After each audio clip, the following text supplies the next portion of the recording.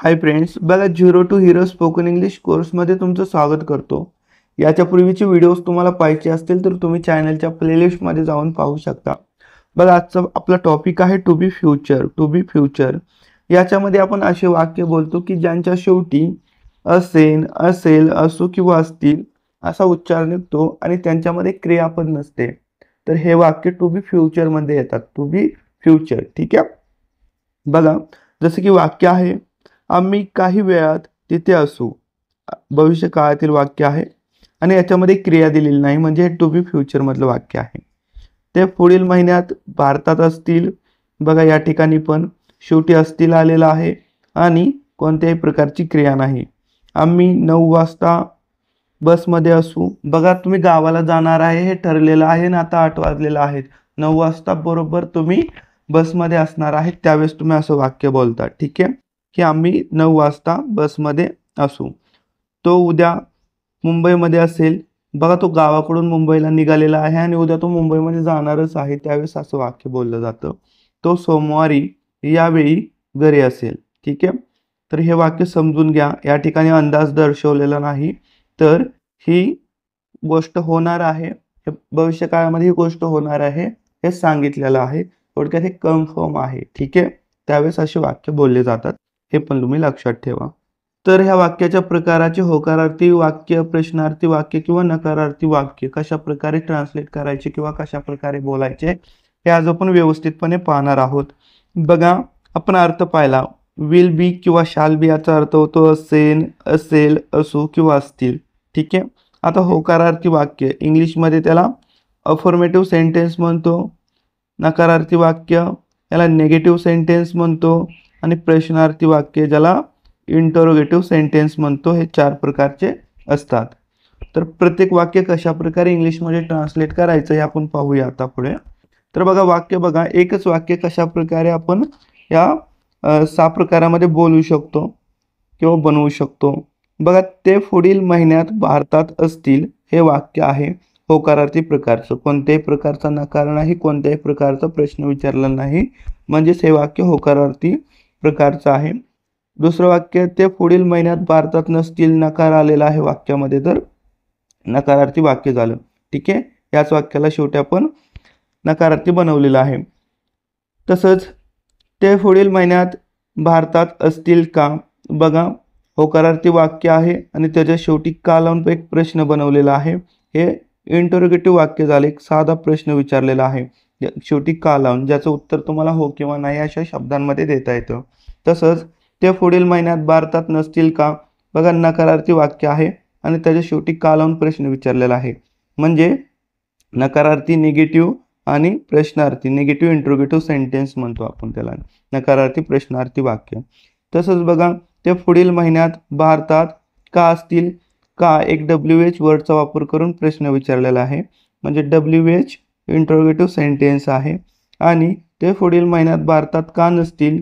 बघा नकारार्थी वाक्य आहे, त्याला WH नकारार्थी प्रश्न आहे पण विचारलाय कशानं, WH शब्दाचा वापर करून, म्हणजे WH आहे, नकारार्थ पण आहे आणि प्रश्न पण आहे, म्हणजे WH निगेटिव्ह इंटरोगेटिव्ह सेंटेन्स. तर अशा प्रकारे एक वाक्य दिलं असतं तुम्हाला, या वेगवेगळ्या प्रकारे ते बनवता आलं पाहिजे, ठीक आहे. होकारार्थी असेल, नकारार्थी असेल किंवा प्रश्नार्थी असेल, व्यवस्थितपणे लक्षात ठेवा. बघा पुढे विलचा वापर केव्हा करायचा आणि शालचा वापर केव्हा करायचा हे पाहूया. बघा ज्यावेळेस सब्जेक्ट आपला मी म्हणजेच आय, मी ज्याला इंग्लिशमध्ये आय असं म्हणतो किंवा आम्ही म्हणजेच वी हा सब्जेक्ट म्हणून येईल, त्यावेळेस आपण शालचा वापर करतो, ठीक आहे. हे लक्षात ठेवा. सब्जेक्ट आपला आहे किंवा वी आला तर कोणाचा वापर करायचा, शालचा. पण तुम्ही याच्यासमोर विलचा पण वापर करू शकतो, ठीक आहे. विलचा वापर स्पोकन इंग्लिशमध्ये करता कोणताही असो विलचा वापर केला जातो. करता कोणी असो कोणाचा वापर केला जातो, विलचा. पण तुम्हाला शालचा वापर करायचा झाला तर फक्त 2 समोर केला जातो, 2 कर्त्यांसमोर. कुठल्या, आय आणि वी, हे पण लक्षात ठेवा. बघा आता आपण एका एका वाक्याला कशा प्रकारे ट्रान्सलेट केलं जातं हे पाहूया. बघा होकारार्थी वाक्य ज्याला अफर्मेटिव्ह सेंटेन्स असं म्हणतो. याचा फॉर्म्युला काय आहे, सब्जेक्ट सुरुवातीला, त्याच्यानंतर विल बी किंवा शाल बी. बघा या ठिकाणी विल किंवा शाल बी असं पण तुम्ही म्हणू शकता. विल किंवा शाल आणि प्लस बी प्लस ऑब्जेक्ट आणि प्लस रिमाइनिंग सेंटेन्स. ठीक आहे. बी दोन जागेला न लिहिता एका जागेला तुम्ही लिहिलं तरी चालतं. ठीक आहे. अशा प्रकारेच लक्षात ठेवा. आता बघा वाक्य, तो पुढील महिन्यात भारतात असेल. बघा शेवटी असेल आलेलं आहे. कोणत्याही प्रकारची क्रिया याच्यामध्ये दिलेली नाही, म्हणजे हे वाक्य टू बी फ्युचर मधलं आहे. याच्यासाठी हा फॉर्म्युला यूज करायचा आपल्याला. काय करणार आपण, सुरुवातीला सब्जेक्ट लिहिणार. सब्जेक्ट कोण आपला, तो म्हणजे ही, तो म्हणजे ही. त्याच्यानंतर विल बी, विल बी. ठीक आहे. ही विल बी भारतात म्हणजे in India.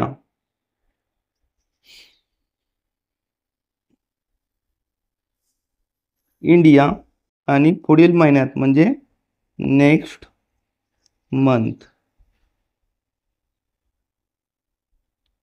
He will be in India next month. अशा प्रकारे. पुढे बघा पुढचा वाक्याचा प्रकार आहे नकारार्थी वाक्य म्हणजे निगेटिव्ह सेंटेन्स. बघा हे वाक्य लिहिण्यासाठी फॉर्म्युला, सुरुवातीला सब्जेक्ट, त्याच्यानंतर विल किंवा शाल, त्याच्यानंतर 3 नंबरला नॉट लिहायचं. ठीक आहे. त्याच्यानंतर बी, त्याच्यानंतर ऑब्जेक्ट आणि त्याच्यानंतर रिमाइनिंग सेंटेन्स आणि फुल स्टॉप. बघा 3 नंबरला काय करायचं, सब्जेक्ट नंतर 3 नंबरला नॉट. नकारार्थी वाक्य असेल तर. वाक्य काय, तो पुढील महिन्यात भारतात नसेल. नकारार्थी वाक्य आहे. तर सुरुवातीला सब्जेक्ट लिहिणार. सब्जेक्ट आहे तो म्हणजेच ही. त्याच्यानंतर काय येणार, विल येणार. He will. त्याच्यानंतर नॉट, त्याच्यानंतर बी, त्याच्यानंतर भारतात म्हणजेच काय, इन इंडिया, इंडिया आणि पुढील महिन्यात म्हणजे next month, month. He will not be in India next month. अशा प्रकारे. ठीक आहे. तो लिहिलं. त्याच्यानंतर या ठिकाणी आपण हा नकारार्थी सेन्स आणि काळाची रचना, कोणत्या काळातील वाक्य हे या ठिकाणी समजलं. ठीक आहे एवढ्यामध्ये. त्याच्यानंतर वाक्य उलटं लिहित आलो. भारतात त्याच्यासाठी इन इंडिया आणि पुढील महिन्यात त्याच्यासाठी नेक्स्ट मंथ आणि फुल स्टॉप. अशा प्रकारे. पुढे बघा पुढचा प्रकार आहे प्रश्नार्थी वाक्य म्हणजेच इंट्रोगेटिव्ह सेंटेन्स. बघा वाक्य, तो पुढील महिन्यात भारतात असेल का. या ठिकाणी होकारार्थी वाक्याच्या शेवटी का लावून प्रश्न विचारला आहे, म्हणजे एक इंट्रोगेटिव्ह प्रकारचं वाक्य आहे. एक साधा प्रश्न विचारलेला आहे, म्हणजे विल किंवा शाल याला आपण सुरुवातीला लिहिणार. ठीक आहे.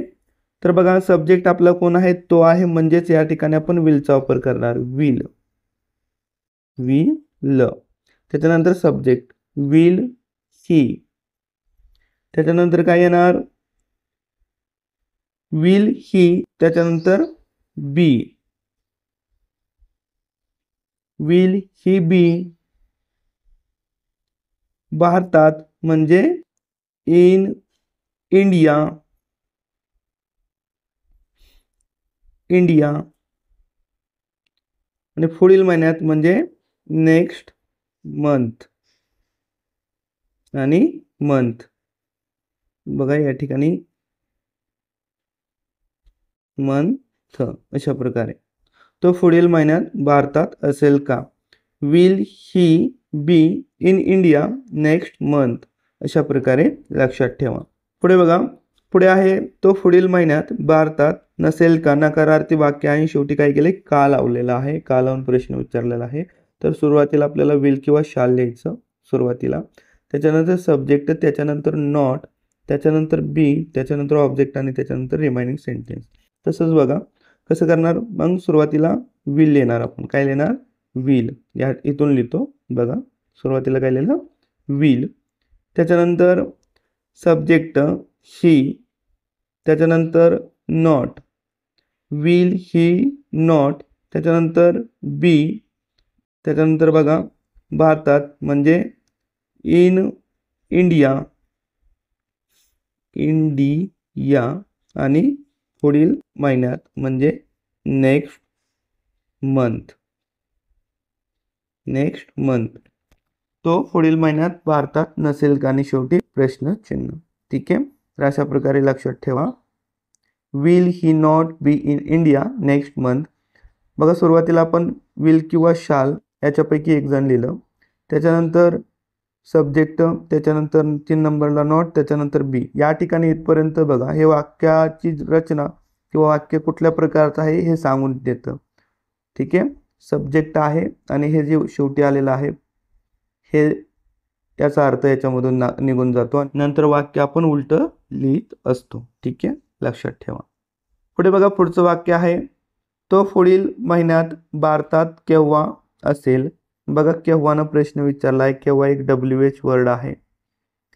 त्याच्यानंतर प्रश्न आहे म्हणजे WH इंट्रोगेटिव्ह सेंटेन्स आहे. तर ही लिहिण्यासाठी आपल्याला काय करायचं, सुरुवातीला WH वर्ड लिहायचा, WH वर्ड. त्याच्यानंतर विल किंवा शाल याच्यापैकी एक जण सब्जेक्टनुसार या ठिकाणी WH वर्ड नंतर, त्याच्यानंतर सब्जेक्ट, त्याच्यानंतर बी, त्याच्यानंतर ऑब्जेक्ट आणि त्याच्यानंतर रिमाइनिंग सेंटेन्स आणि फुल स्टॉप. ठीक आहे, तर केव्हानं प्रश्न विचारलाय, केव्हा म्हणजेच काय येणार, फेन, फेन. त्याच्यानंतर काय येणार, विल येणार, कारण सब्जेक्ट आपला तो आहे, फेन, विल. त्याच्यानंतर ही, त्याच्यानंतर बी, त्याच्यानंतर भारतात म्हणजे इन इंडिया, इंडिया. आणि पुढील महिन्यात म्हणजे काय, नेक्स्ट आणि मंथ, नेक्स्ट मंथ. या ठिकाणी बघा जागा नाही आहे, थोडं समजून घ्या, मंथ. ठीक आहे, when will he be in India next month आणि शेवटी प्रश्नचिन्ह. तो पुढील महिन्यात भारतात केव्हा असेल, अशा प्रकारचा प्रश्न आहे. पुढे बघा पुढचं वाक्य आहे, तो पुढील महिन्यात भारतात का नसेल. बघा का न प्रश्न विचारलेला एक WH वर्ड आहे आणि त्याच्यानंतर वाक्य निगेटिव्ह पण आहे आणि प्रश्नार्थी पण आहे, म्हणजे WH निगेटिव्ह इंट्रोगेटिव्ह सेंटेन्स आहे. हे लिहिण्यासाठी काय करणार आपण, WH वर्ड सुरुवातीला लिहिणार, त्याच्यानंतर विल किंवा शाल याच्यापैकी एक जण या ठिकाणी, त्याच्यानंतर सब्जेक्ट, सब्जेक्ट नंतर नॉट, त्याच्यानंतर बी, त्याच्यानंतर ऑब्जेक्ट आणि त्याच्यानंतर रिमाइनिंग सेंटेन्स. तर बघा हे वाक्य लिहिताना कसं करणार आपण, येथून लिहितो बघा, इथून बघा, तो पुढील महिन्यात भारतात का नसेल हे वाक्य आहे. फॉर्म्युला आपल्याला समजलाय, वाक्य आपण ओळखलं, कोणता फॉर्म्युला यूज करायचा आपल्याला समजलं. काय करणार आपण, सुरुवातीला WH वर्ड का म्हणजेच फाय, का म्हणजे काय, फाय. त्याच्यानंतर विल किंवा शाल याच्यापैकी एक सब्जेक्ट ही आहे, म्हणजे या ठिकाणी आपण विलचा वापर करणार, फाय विल. त्याच्यानंतर सब्जेक्ट काय, ही, त्याच्यानंतर नॉट, नॉट लिहिलं, त्याच्यानंतर बी, त्याच्यानंतर भारतात म्हणजेच इन इंडिया, इंडिया. आणि पुढील महिन्यात म्हणजे नेक्स्ट मंथ, नेक्स्ट आणि मंथ. ठीक आहे, मंथ असं आणि शेवटी प्रश्नचिन्ह. ठीक आहे, लक्षात ठेवा. Y will he not be in India next month म्हणजे आणि शेवटी प्रश्नचिन्ह, तो पुढील महिन्यात भारतात का नसेल. हे कसल्या प्रकारचं वाक्य आहे, WH निगेटिव्ह इंट्रोगेटिव्ह प्रकारचं. तर बघा एकच वाक्य आपण 6 प्रकारे कसं ट्रान्सलेट करायचं हे शिकलेलो आहे. बघा सरावासाठी काही वाक्य आहे, मी उद्या 8 वाजता शाळेत असेल, शेवटी असेल आलेला आहे, वाक्यामध्ये कोणत्याही प्रकारची क्रिया नाही, म्हणजे वाक्य टू बी फ्युचर मधलं आहे. तर या ठिकाणी वाक्यात नकारार्थी उच्चार पण नाही आणि प्रश्न पण नाही, म्हणजे वाक्य होकारार्थी प्रकारचं आहे. ह्या फॉर्म्युलाचा वापर करून आपण हे ट्रान्सलेट करू शकतो. सुरुवातीला सब्जेक्ट लिहिणार, सब्जेक्ट आहे मी म्हणजेच आय. त्याच्यानंतर विल किंवा शाल याच्यापैकी एक, परंतु सब्जेक्ट जर आय असेल तर आपण आय आणि वी असेल तर आपण आयचा विलचा पण वापर करू शकतो आणि शालचा पण वापर करू शकतो. ठीक आहे, सब्जेक्ट कोणता असेल त्यावेळेस आय आणि वी. लक्षात ठेवा, या ठिकाणी आपण स्पोकन इंग्लिश शिकतोय म्हटल्यानंतर विलचाच वापर करूया, आय विल. ठीक आहे, आय विल. त्याच्यानंतर बी, आय विल बी. या ठिकाणी आय म्हणजे मी, त्याच्यानंतर वाक्याची रचना कशी आहे ते सांगतोय, will be, I will be. आता शाळेत म्हणजे at school. I will be at school. उद्या 8 वाजता. ठीक आहे, 8 वाजता. ॲट 8 o'clock असं. 8 o'clock आणि उद्या म्हणजे टुमॉरो. टुमॉरो. ठीक आहे, डब्ल्यू आहे आणि फुल स्टॉप. अशा प्रकारे लक्षात ठेवा. I will be at school at 8 o'clock tomorrow. ठीक आहे, तर अशा प्रकारचं वाक्य आहे, लक्षात ठेवा.